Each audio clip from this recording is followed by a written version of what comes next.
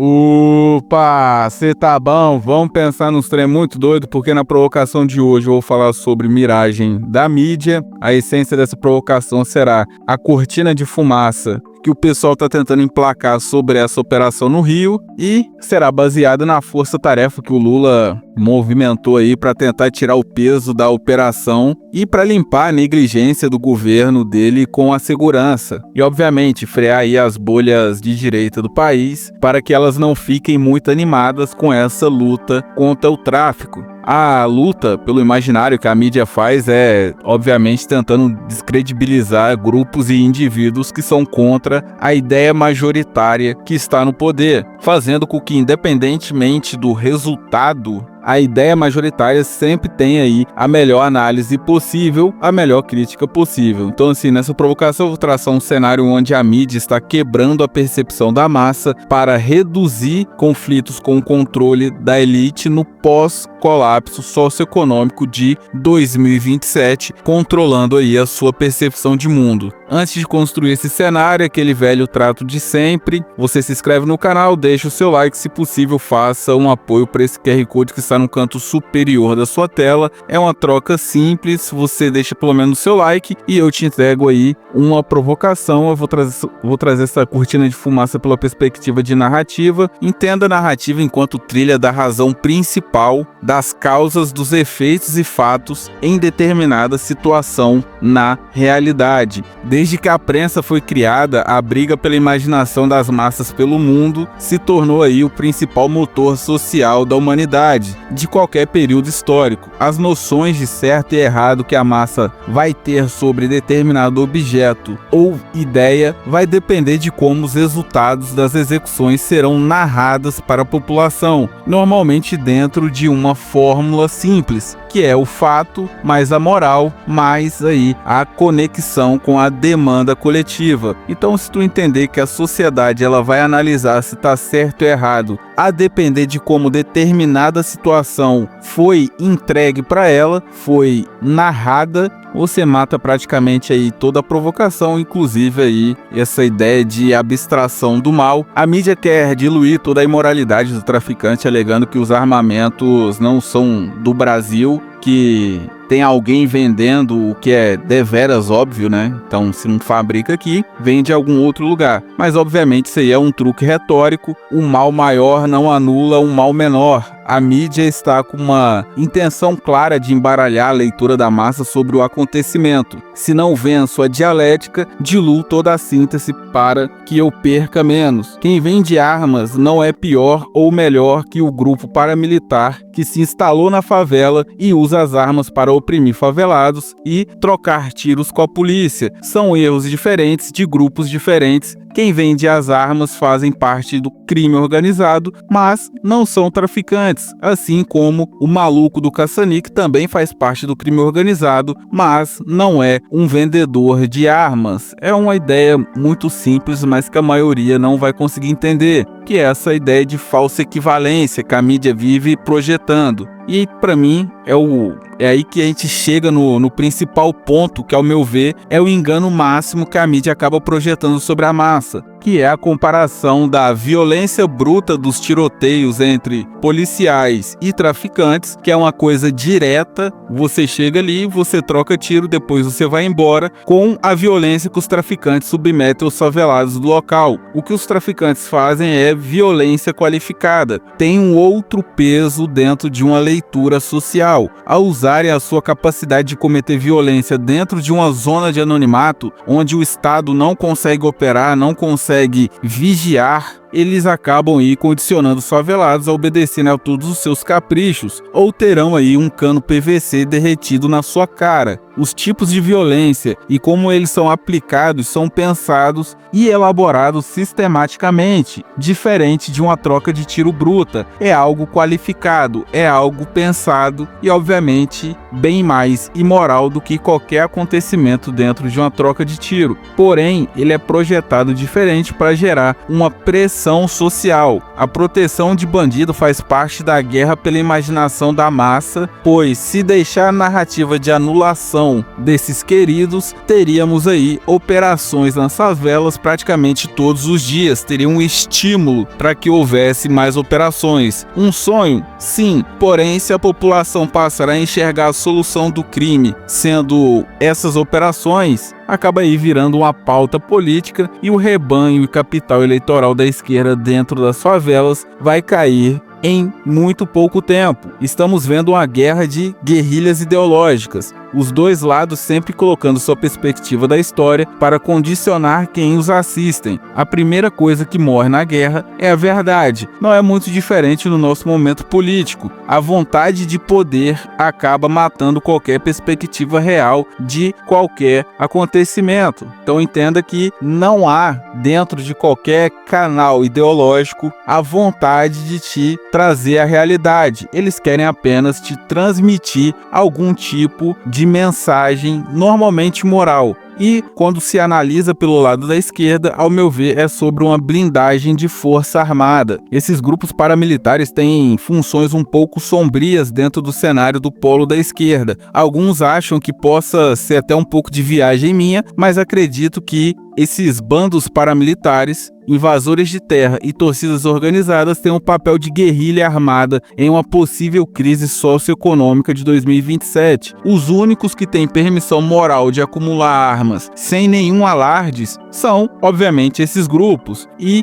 deve ter algum motivo estranho, eu acredito que é para que esses grupos narcoterroristas possam engordar batalhões de guerrilhas urbanas que vão controlar regiões por saírem na frente em um colapso do país. Então, ao invés de esperar com que esses grupos nasçam naturalmente, ao meu ver, eles já estão sendo engordados para que, quando houver um colapso, um shutdown nacional, eles já comecem a controlar e inclinar os indivíduos, controlando-os e forçando-os a obedecerem às ordens do comando da esquerda do país. Então, assim, acho muito complexo a gente olhar para um cenário futuro e não ver a queda dos sensores sociais. Estamos no processo final de preparação para o colapso de 2027. A mídia já começou a avisar que vai quebrar no segundo semestre 2027 e as narrativas de normalização da inclusão de marginalizados nos gastos da classe média, como se a classe média fosse obrigada a manter a sociedade, já estão sendo alinhados e normalizados. O que veremos serão defesas desse plano de domínio. A esquerda tem um plano, tem um projeto de poder.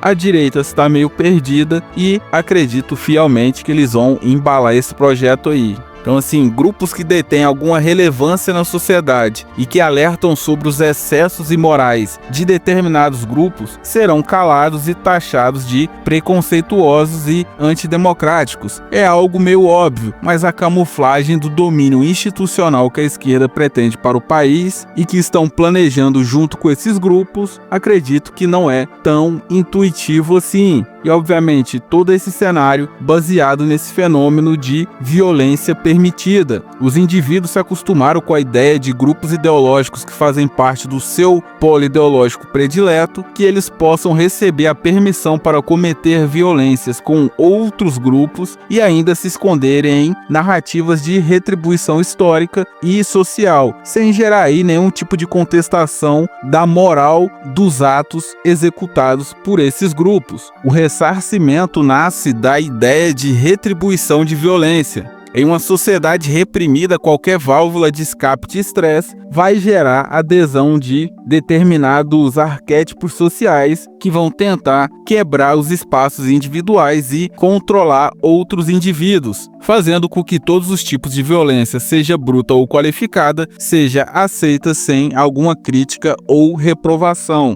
pois o indivíduo ele parte da premissa que ele foi agredido e que o outro tem que ressarcir a violência que foi feita com ele. mesmo que essa violência tenha sido apenas fruto da sua imaginação. Então, indo para o segundo bloco, trazendo aí uma ideia que possa reduzir toda essa bagunça, a ideia sobre filtro de mídia, a essência da ideia sobre razão factual, nada na realidade é apenas uma coisa, acredita em uma colisão existencial, ou seja, a somatória de vários efeitos e fenômenos dispersos no ambiente acabam gerando aí o clima para que algo seja executado e manifestado na realidade. Essa é mais uma dica individual. Não é sobre o governo, é mais sobre você e eu do que qualquer outra coisa. Então, assim, rastreie os principais resultados das últimas execuções que estão correlacionados ao fato que foi narrado. Então, qualquer coisa que tenha uma correlação, analise aí os principais resultados lógicos que essas execuções tiveram a intenção e manifestação de se fazer. Se não quiser ficar maluco, você terá que ter aí um bom senso de proporção para não cair no alarmismo e conseguir mensurar os efeitos das coisas. Entender aí se algum efeito é provável dentro de determinada situação. E obviamente,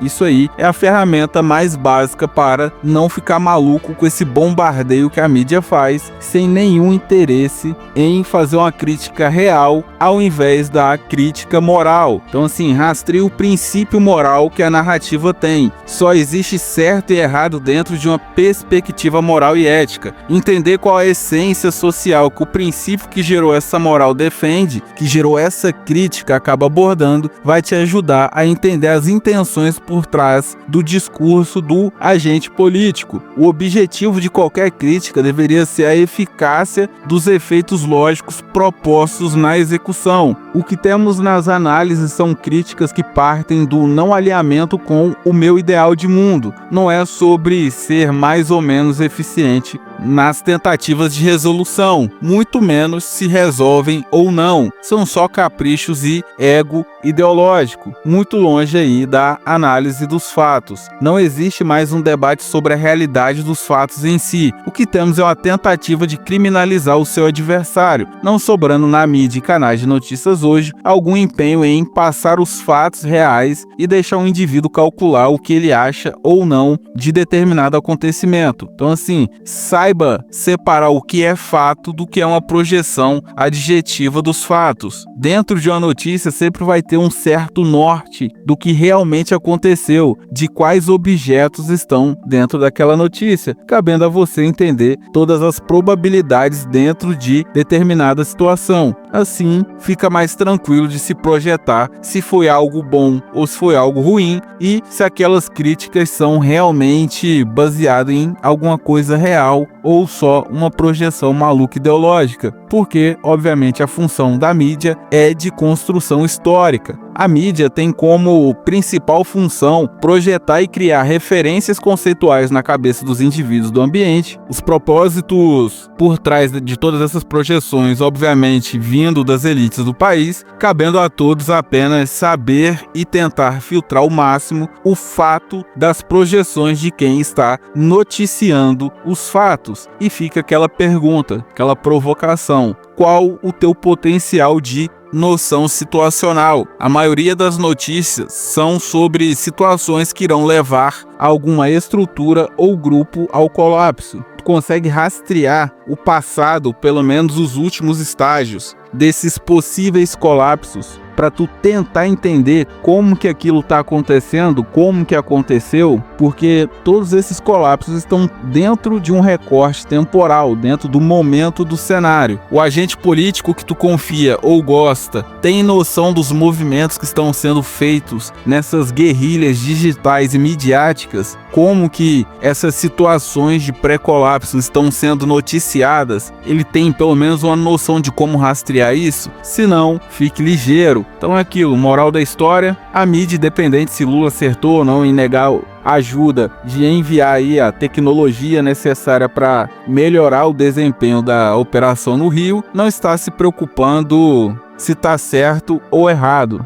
a única coisa que a mídia está se preocupando é em não deixar a direita ter um grande triunfo pré-eleitoral para eles abanarem essa bandeira, pois é tudo uma corrida por domínio. Todos os grupos ideológicos que defendem o ideal majoritário que está no poder irão ser defendidos para que possam aumentar o seu poder em uma eventual crise socioeconômica. Então não espere nenhuma repreensão, não espere nenhuma crítica, pois boa parte dos grupos são grupos paramilitares que vão ajudar a esquerda a manter o controle do país em um eventual colapso. Então, lute para tentar quebrar a narrativa, pois o que vem sobrando para quem não é ideologizado é tentar entender se as conexões racionais que estão sendo feitas dentro da notícia, dentro da informação, fazem sentido dentro do contexto dos fatos, beleza? E é aquilo, toda provocação é a revolta de Atlas. Retire crédito desse sistema desgraçado, retire crédito emocional, não flua emocionalmente com a massa, evite flutuar em picos de humor por conta do ponto de vista de ideais que você não concorda. Um lado deixa você puto e o outro te acolhe. No fim, os dois são a mesma coisa, apenas usando aí ferramentas de controle de massa para te jogar de um lado para o outro, beleza? A provocação de hoje foi essa. Se te trouxe alguma reflexão, siga o canal, deixa o seu like e, se possível, aí faça uma doação para esse grande QR Code que está no centro da sua tela, beleza? Então até a próxima provocação, fique com Deus, um forte abraço!